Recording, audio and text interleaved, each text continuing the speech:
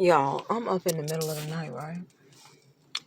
I just got off of work at on a road crew. Somebody just got dropped off at the crib. My mother, she's got a friend that's been coming by, and he just got dropped off at the crib. It's about 1:44 a.m. The guy that dropped him off looked like he could have been an African, but it's not likely. But he was a black guy, and it's a Mercury SUV black. So let me tell y'all something. It's a lot of different sketchy characters that have like a dual situation going on. I've been washing my mother's laundry, and my mother, she's an older lady. She's 30 years my senior. I'm 38, so I've been finding blood on her pillowcases, or what is a bodily fluid that don't look like it ain't an unclear bodily fluid. I'm reaching out to y'all because there's a lot of weird stuff going on. My mom went through about a hard time, and yeah, I don't know if she got in over her head and something. Okay, and there's a lot of people that seem to creep closer to me. It's similar to my ex-husband. I think my ex-husband, he might have gotten surrounded by a similar situation, some human trafficking element that got close to us. I'm not sure, but it just seems that these people, these ones that y'all call, some of you call them gang stalkers. It's deeper than that. They have what is they're a cabal. They're a cabal of sorts, and they're organized criminals, and they move in to pounce on you eventually. They come with several sets of bad circumstances, depending, to either cover up or to try to grab you up into. So guys, thank you for watching my video. Repent, for the kingdom of heaven is at hand. I don't want to put all my mom's business out there because that's not my style. But I thought I'd say something about it. I had that nightmare. I'm gonna go ahead and reiterate. I'm gonna just if you've noticed, I have a lot of repetition on my channel. I'll start talking about a subject, and then I'll come back to that subject, and I'll come back to it, and I'll build on it. Okay. So I had a nightmare a while ago. My sister, she was in what appeared to be her garage, and she was lynched. She was lynched and burned.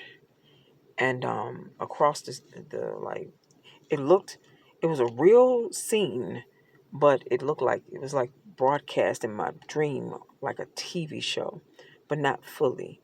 So that across, if I were to say, okay, the face of what was the scene, okay, there was the words "bye" written across, like "bye." Okay, I'm in blood. So that's the way that nightmare looked. I'm talking to you guys because my sister, she went to Africa recently. And the way that these spiritual situations work, it's like they move a particular way and they start to stalk people. I heard something in my spirit. I haven't confirmed it to be true or not. I heard that somebody attacked her while she was in Africa. I don't know if that was true. There's a number of things, and I like to try to make sense of like what I've been hearing and to see what was true and what wasn't. Okay. But yeah, it's a lot of stuff that's been around me that's been a little bit unnerving. So I say all of that to say, guys, come to Jesus. Repent, for the kingdom of heaven is at hand. There's more than meets the eye to life.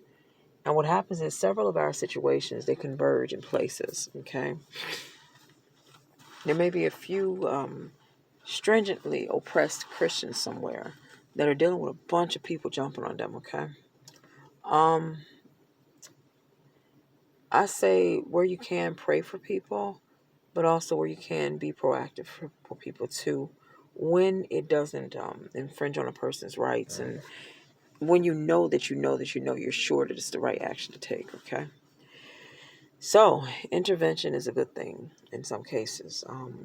Your intervention, if it involves taking away freedoms, if it involves taking away resources, if it involves, taking. No, I don't want that intervention. But if it involves getting a person into something of their own, getting out of a bad situation, helping someone to basically sustain themselves and get up and do something sustainable, I say, that's pretty good help. So I say all of that to say, I'm looking for my son, as you guys know.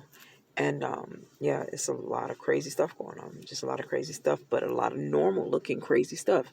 It's like a lot of the stuff that we kind of, see as crazy. When you really look at it in hindsight, you're like, no, that was just a normal circumstance. And I was just reacting to it that way because I was going through a lot of spiritual stuff. Like this situation where somebody's sitting here, or we had been brought into believing some things were normal that were always abnormal, were strikingly obvious, and we basically we were oblivious to it because we were taught that there was normality to it. And really, people have been acting weird for years. We just didn't notice. So have a blessed and marvelous day. Repent, for the kingdom of heaven is at hand. Thank you for watching my video. I say all of that to say this. There are many women, they're mute, not literally or not truly, but they don't speak up about things, okay? They wander into circumstances and they're embarrassed when they find themselves in them, so that when they get into the circumstance, it snowballs. It gets worse and worse and worse. Then by the time you're confronted with, okay, when it gets to the point where they can no longer hide it, they can no longer hide it and they need help, it's usually a big situation. And then you're like, oh gosh, I wish we would have dealt with this when it was just when it used to be a little mouse. We just, we could have dealt with it easily, but now it's a whole, infestation. It's mice, it's, crickets, it's, flying squirrels, it's,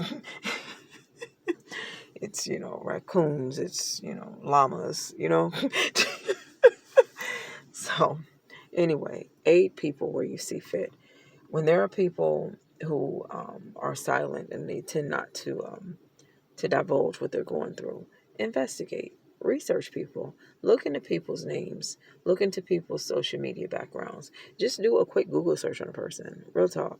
So take care and thank you for watching.